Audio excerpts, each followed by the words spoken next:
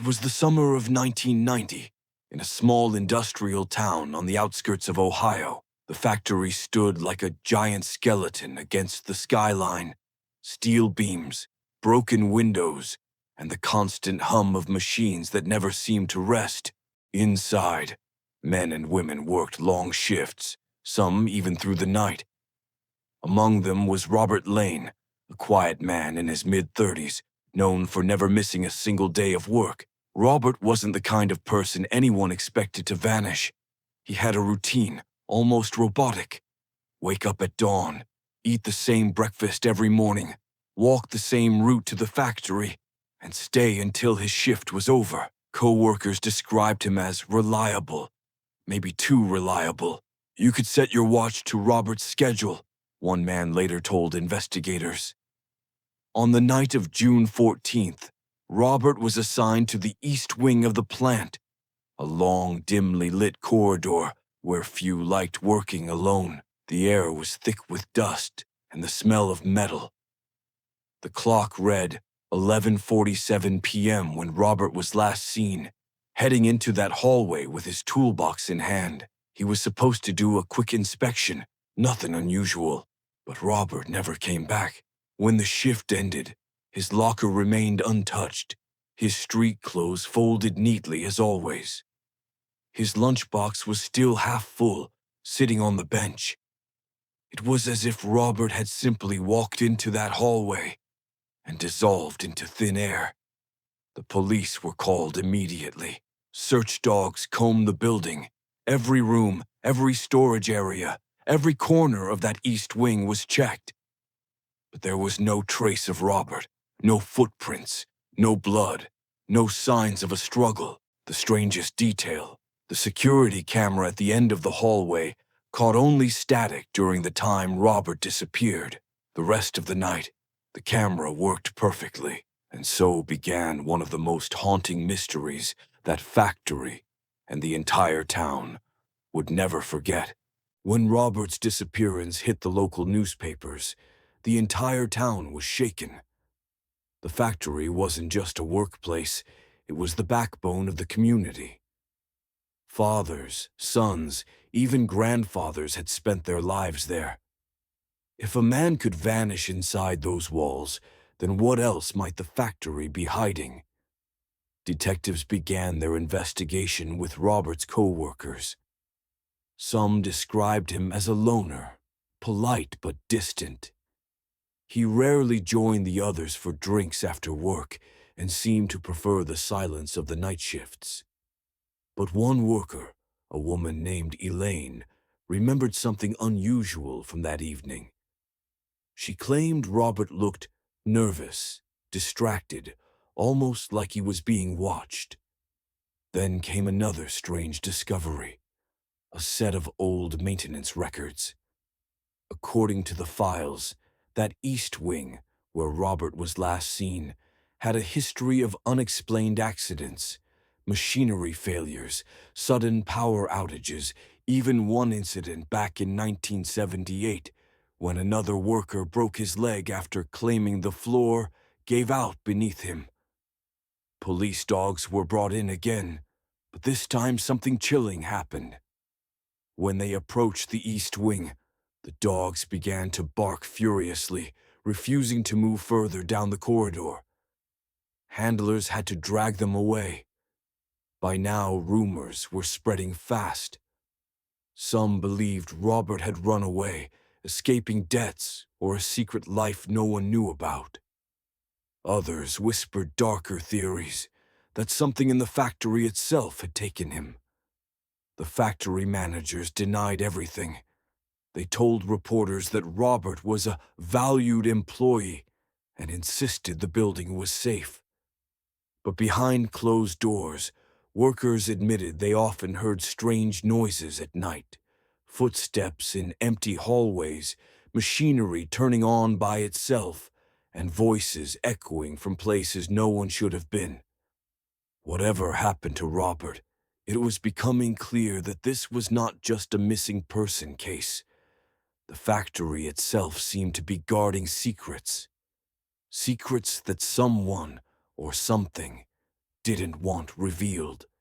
As days turned into weeks, Robert's case began to dominate conversations across town. In diners, barber shops, and church gatherings, people speculated endlessly about what had happened.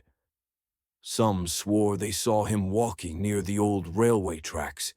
Others claimed he had been spotted miles away in another city. But none of these sightings were ever confirmed.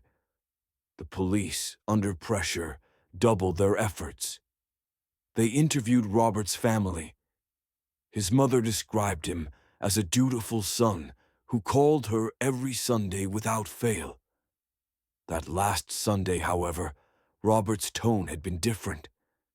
He sounded tired, she said, and afraid, as if he wanted to tell me something but couldn't. Co-workers who worked the same shift reported another chilling detail. A few of them admitted hearing a loud banging sound from the east wing around the time Robert vanished. At first, they thought it was just machinery. But when they checked, everything was silent. Soon, the townspeople started connecting Robert's disappearance with older, unsolved events. Stories resurfaced about other workers who had been injured or had even gone missing decades earlier. Families whispered about the curse of the factory, a phrase that had once been brushed aside as superstition. And then came the testimonies. One night shift janitor, who worked only a few days after Robert's disappearance, reported hearing footsteps trailing behind him while he swept the floors. When he turned around, the hallway was empty. Another man claimed he saw a figure, tall, thin, and motionless, standing at the very end of the east corridor. But when he blinked, it was gone. Local reporters started digging. One article revealed that the factory had been built on land once owned by a family that mysteriously disappeared in the early 1900s. Their farmhouse had burned down, with no bodies ever found. Some locals now whispered that maybe Robert hadn't left the factory at all. Maybe he had been claimed. By the end of the month, fear had sunk deep into the town. Workers began quitting, refusing to step foot inside the East Wing. Others said the place felt alive, as if the building itself was breathing in the dark. And still, no trace of Robert. By midsummer, investigators realized Robert's case was unlike anything they had ever handled. There were no signs of a struggle, no ransom notes, no evidence of foul play. It was as if the man had stepped into the East Wing and simply ceased to exist. To uncover new leads, the police brought in specialized teams. Forensic experts combed the corridor, scraping dust samples, scanning walls, and testing the floors for structural weaknesses. They found nothing unusual, except for one odd detail. The paint on the far end of the east hallway was fresher than the rest, as though someone had repainted it recently. But when questioned, the factory managers denied ever authorizing repairs in that area. Theories began piling up. Some investigators believed Robert may have fallen victim to an industrial accident and that the company was covering it up. Others considered the possibility of foul play from a coworker. But if that were the case, where was the body? Meanwhile, the local press fueled speculation. Articles with bold headlines like "Factory of Shadows" and "Is something hiding in the East Wing?" kept the town buzzing with paranoia. Reporters even interviewed workers off the record, many of whom admitted they felt unsafe inside the building. One man described hearing his own name whispered from the dark when no one else was around. Another said tools would vanish from his station, only to reappear hours later in impossible places. To make matters worse, Robert's family grew frustrated with the lack of answers. His sister stood outside the factory gates, holding a sign that read, "Where is Robert Lane?" Her pleas drew media attention, painting the company as cold and secretive. As tension grew, detectives brought in a night shift stakeout team. Officers patrolled the East Wing for 3 consecutive nights. On the second night, one officer swore he heard a metal door slam shut in the distance. But when they searched, every door was locked and untouched. The next night, another officer caught a glimpse of movement on the security monitor, an indistinct shadow that lingered for just a second before vanishing. Still, no Robert, no answers. Only questions piling higher and higher. The investigation had reached a chilling standstill. As investigators struggled to move forward, local historians began to dig into the factory's origins. What they uncovered only deepened the mystery. The factory had been built in the early 1920s on land that had once belonged to the Harlow family, a reclusive farming clan that mysteriously vanished in 1908. Their farmhouse burned to the ground one winter night, yet no bodies were ever found among the ashes.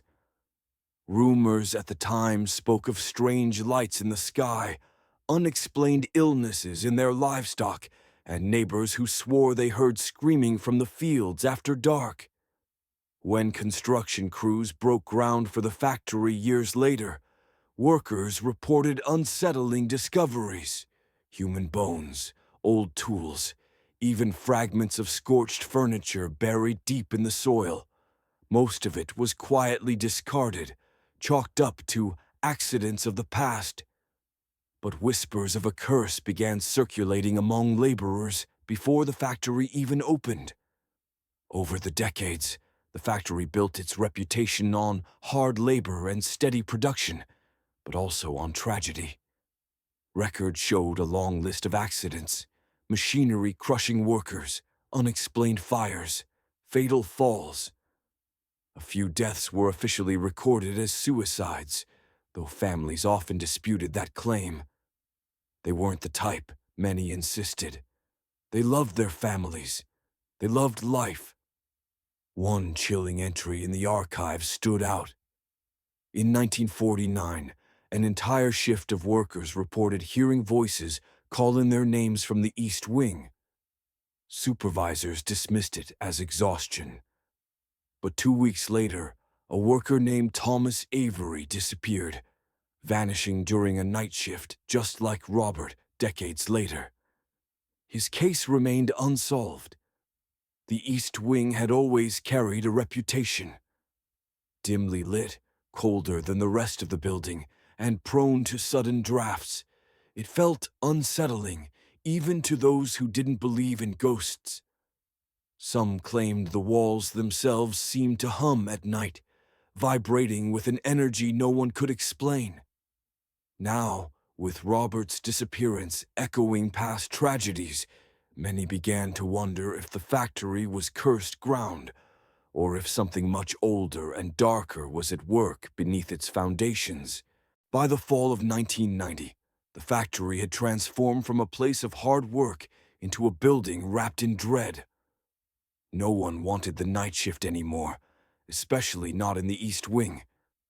Men who had worked there for decades, men who prided themselves on never showing fear, suddenly refused to step inside without at least 2 others by their side.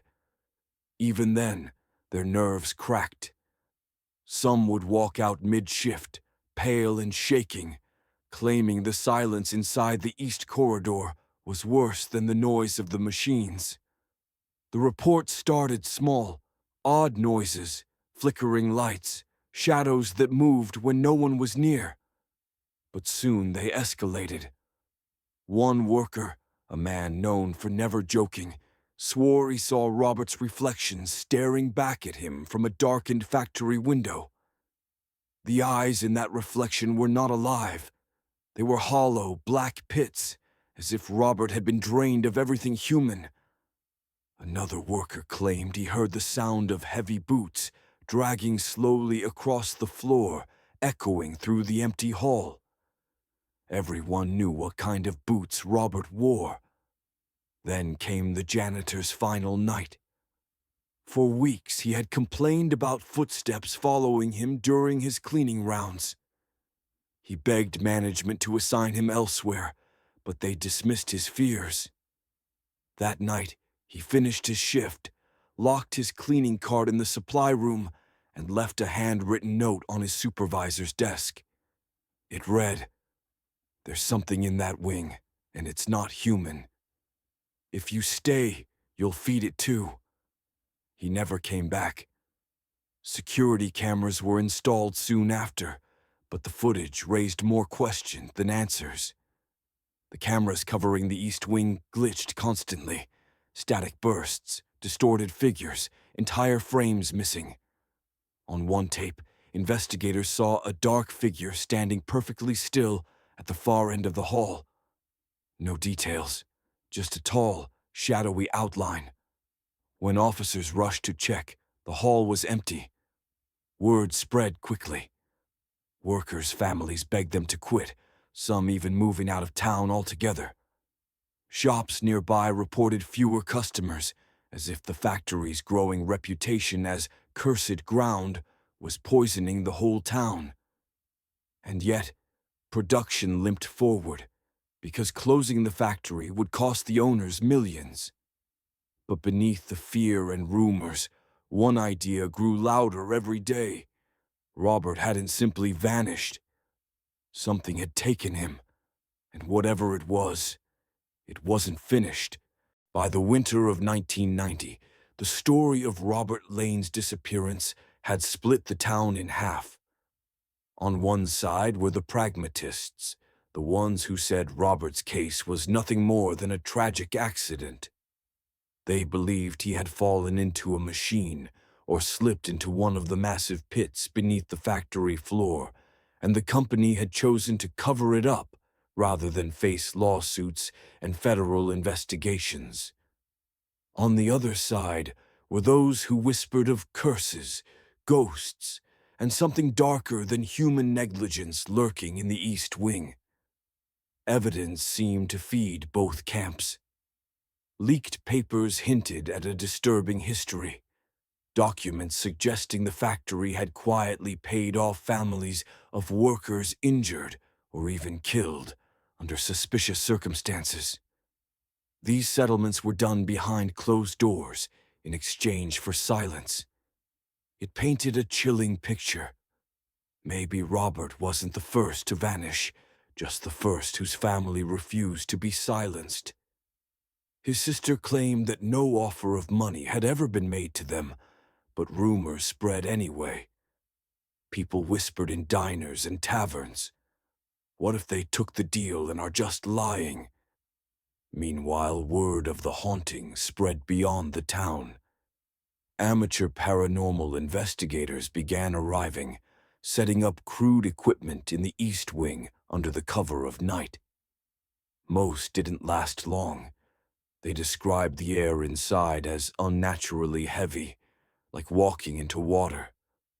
Flashlights flickered without warning, batteries drained in minutes, and strange distortions appeared on cameras. One team played back an audio recording and claimed to hear a faint voice repeating a single word, "Robert," in a tone that wasn't quite human. Factory management grew desperate to stop the rumors. They released statements insisting Robert had personal issues and had likely run away to start a new life. But those who had worked with him knew better. Robert was steady, reliable, a man devoted to his family. He was the kind of person who wouldn't walk away from his life without reason. The more the factory denied, the more people became convinced they were hiding something. And with every denial, the legend of the East Wing grew darker, more dangerous. Early December brought with it a bitter chill, but nothing compared to the cold grip of fear that had settled over the factory. 2 maintenance workers were assigned to repair malfunctioning machinery in the East Wing during the graveyard shift. They had worked there before, but that night the air felt different, heavier, almost alive, as if the hall itself were watching them. Around 2 a.m., the first worker froze. From somewhere deep in the corridor came a voice, faint, distant, and unmistakably Robert's. "Help! Help me!" it whispered. The man thought it was a prank or a trick of the wind, but the tone was too urgent, too desperate. His curiosity overpowered caution, and he stepped forward, following the sound. Minutes later, he vanished without a trace. The second worker panicked, sprinting out into the night and calling the police. Officers arrived swiftly, finding him trembling, unable to form coherent sentences. He pointed toward the East Wing, whispering repeatedly, "He's still here. He's still here." Despite a thorough search, the missing worker was never recovered. That night changed everything. The factory, once merely a site of rumors, became synonymous with terror. Employees refused all night shifts, some quitting entirely. Those who dared to remain spoke of the East Wing as if it were a living entity, capable of hunger and vengeance. Shadows seemed to stretch longer than physics allowed, and whispers followed the workers even into locked rooms. Even after official closure, locals continued to report strange sightings, fleeting figures behind cracked windows, unexplained sounds echoing from empty corridors, and sudden drops in temperature in specific areas of the building. Some said they could feel a presence pressing down on them, heavy and insistent, demanding silence. That night left a permanent scar on the town. Robert Lane was no longer just a missing man. He had become a symbol, a warning of what could lurk behind the walls of the East Wing, a mystery that dared anyone to seek the truth. In the years that followed, the factory fell into decay. Windows shattered, walls crumbled, and rust claimed the machines once vital to the town's economy. Yet despite its abandonment, the East Wing never lost its chilling aura.